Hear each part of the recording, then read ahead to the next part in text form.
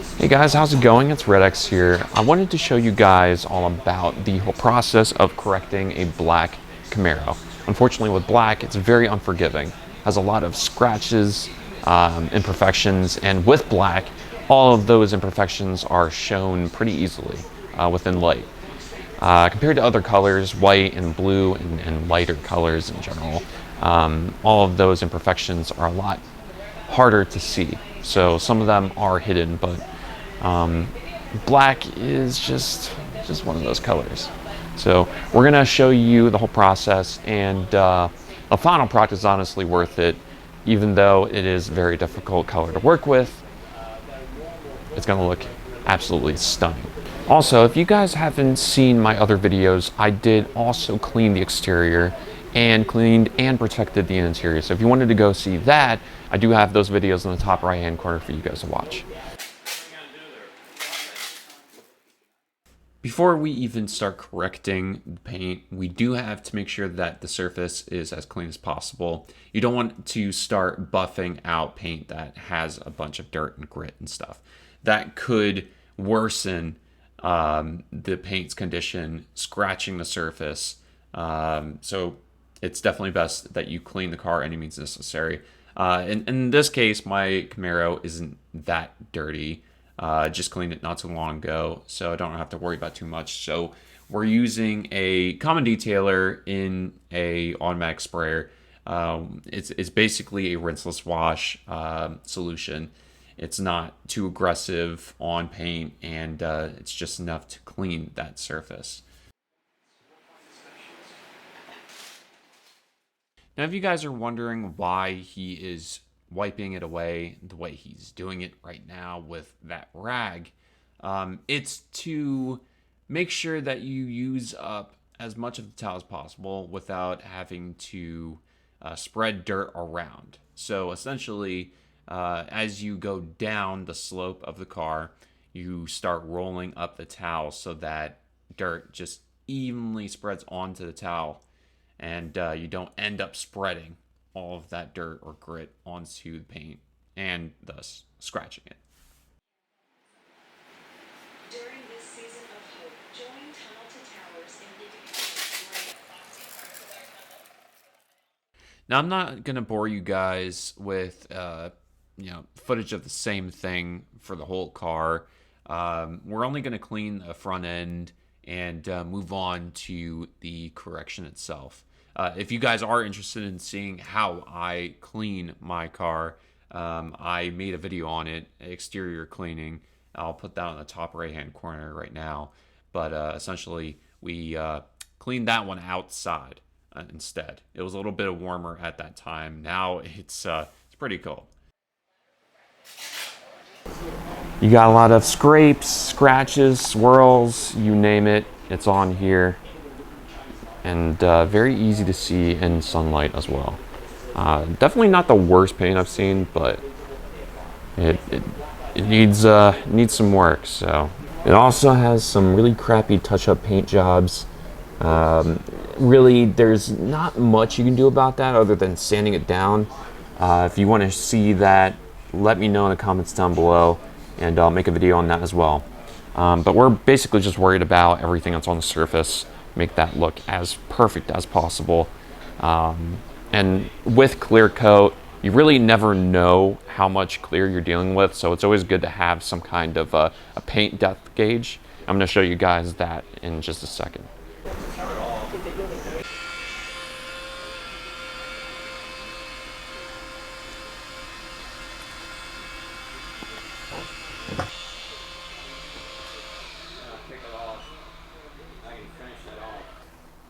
Back to different pad or polish.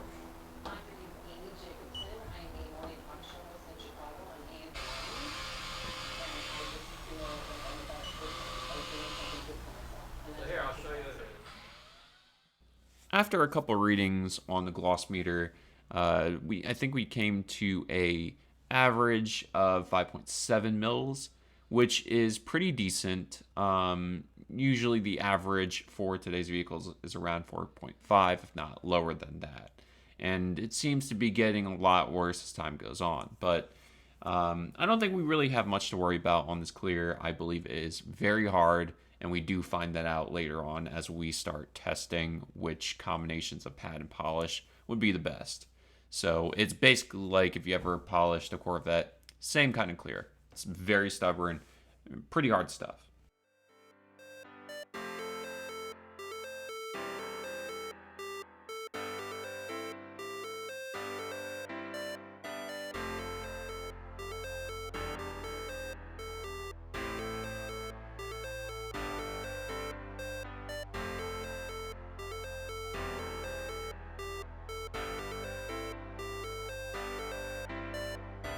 Don't be like me and just neglect or completely disregard protection of your hands.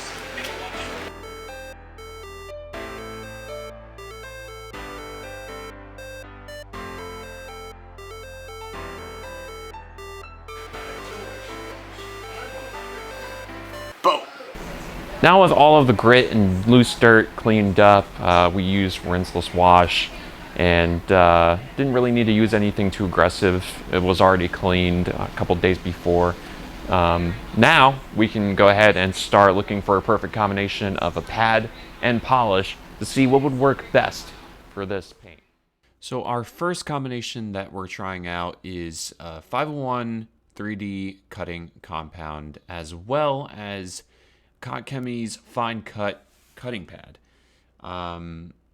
We like to start in the middle somewhere, especially with a stubborn clear coat, or at least that's what we assume. And quickly find out that it's definitely not the match made in heaven.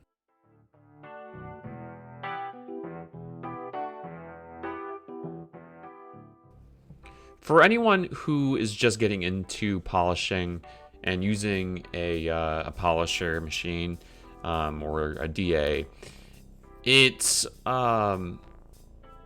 very important that you don't press down too hard. You let the machine do the work, and you go back and forth or horizontally. Either way, you want to stick with one motion first and then go to the next motion. So, for instance, if you start going horizontally across left to right, then you want to stay with that motion until you completely polished the panel. And then once you did that one time, then you want to go over it again the opposite direction. Once you go over it twice in two different directions, basically a crosshatch pattern, then you have successfully buffed paint, just as long as you also hold your polisher steady and put a decent amount of pressure on the polisher as well while polishing. Not too much, because then you end up creating a lot more heat, which then ends up creating a lot more problems for you. So steady crosshatch pattern, you should be good.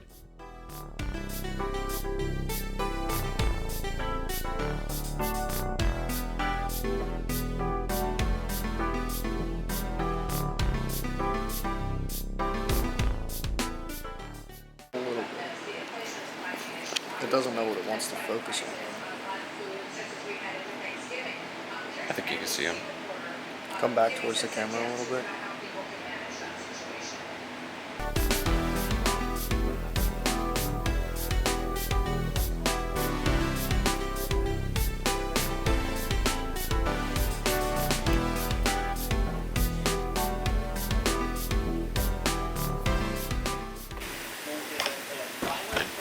I didn't even hear anything. Oh my god. I cleaned this pad too.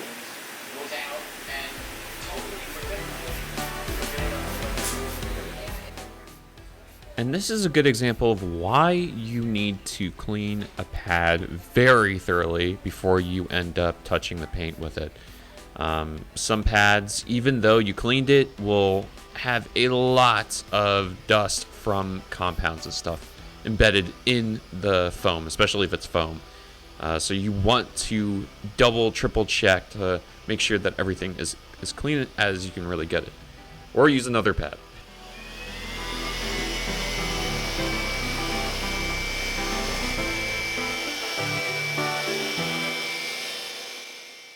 Now the combination that we went with this round is a combination of Kakemi's heavy cut cutting pad as well as its compound. Um, Perfect pairing, and I really do like Kakemi's lineup. They make it very easy to find the perfect pair of compound with the pad. Sometimes with manufacturers not really making specific pads with their compounds. Not all of them do, so it does make it a little bit more difficult.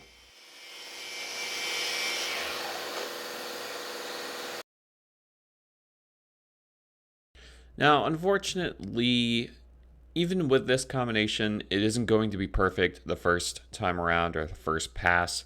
It'll take about 2 to 3 passes, each motion going horizontally and vertically for these scratches, at least the deeper ones, to come out completely. But then it's going to leave marring scratches, which are really tiny micro scratches left over from a very aggressive pad. The way that you can really cut back on that is if you use a finishing pad and finishing polish after you're done cutting, or you can even use a finishing polish with your cutting polish on your cutting pad. But you're still going to have marring left over anyways, most of the time. So it's just better to finish it all off after you're done cutting.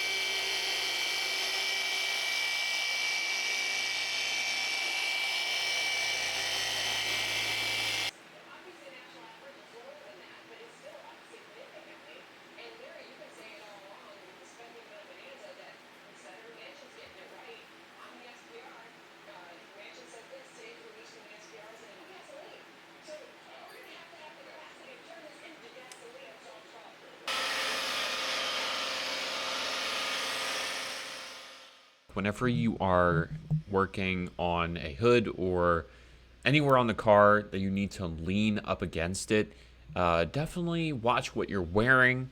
If you have chains or accessories that are hanging off of your clothing or exposed zipper, make sure that it's either tucked away or you take off whatever you can so that you don't end up putting that onto the paint and scratching it or doing anything to it. I've made that mistake on an older car of mine, and it's just it was ugly. So definitely suggest taking all jewelry, watches, everything off just in case. It just gives you a peace of mind.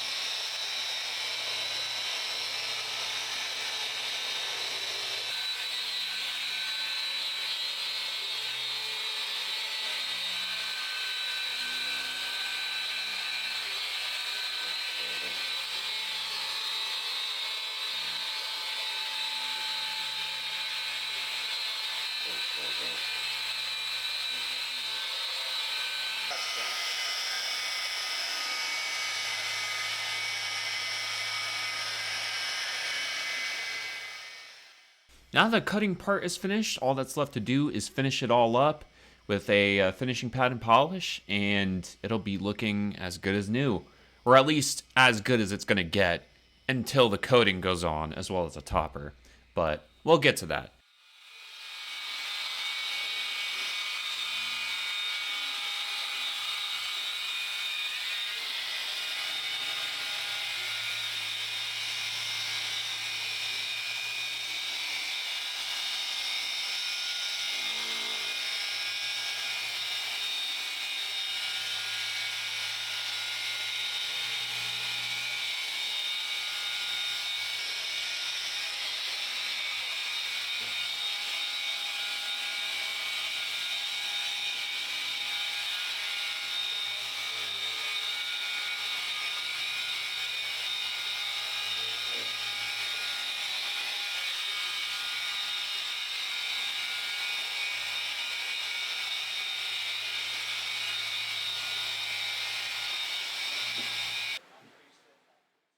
I am skipping certain segments of some of these clips just due to how long they can be and how boring they can be.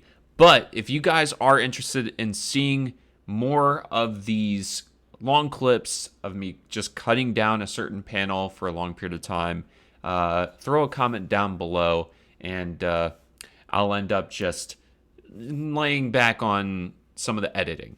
But I usually just edit this stuff out just so you guys don't end up watching the same angle and the same kind, like me doing the same exact thing for a very long period of time.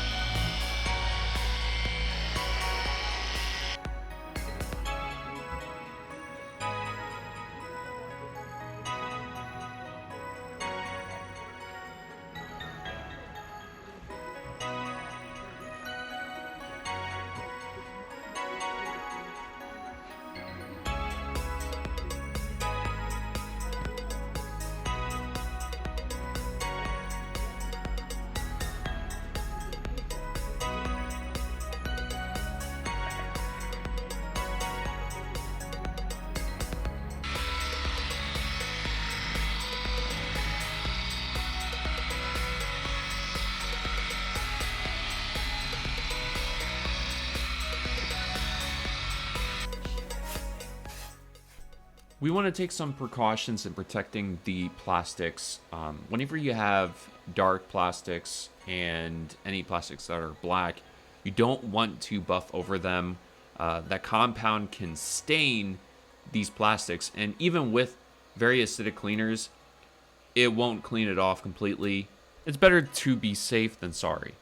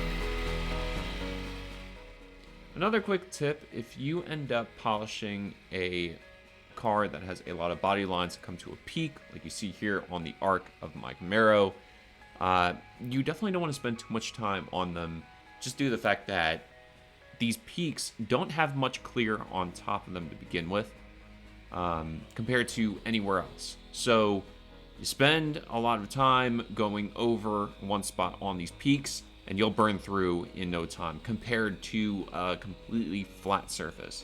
So something to keep in mind.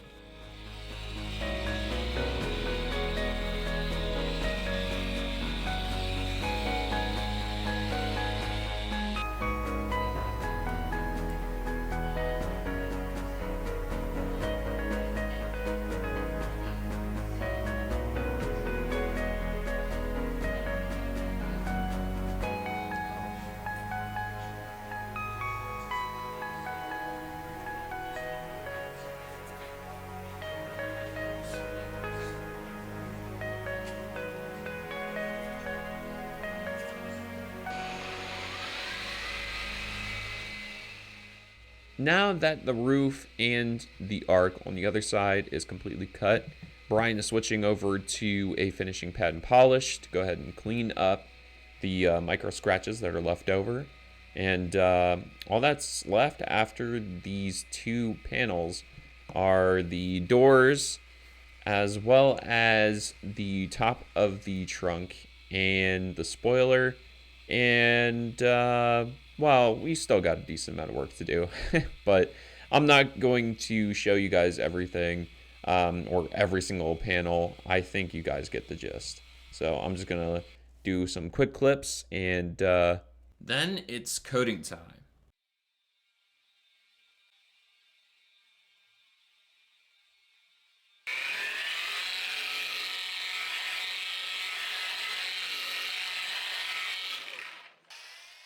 The best way to approach a trunk or front bumper, which usually has a lot of body lines and aggressive designs, you definitely want to use a 3-inch polish or even a 1-inch, depending on what you're working on. And the reason for that is a smaller polisher can get certain angles that a bigger polisher can't. You work on an area with a slope or some kind of concave slope of some sort between body lines, you're not going to be able to hit the deepest part of that concave area just because of how the bigger polishers are built. Especially if you're using a more aggressive pad, those are usually stiffer, so they're not going to fill in even with more pressure. So the best way to approach that and to cut as precisely as possible is if you use a smaller polisher and a smaller pad.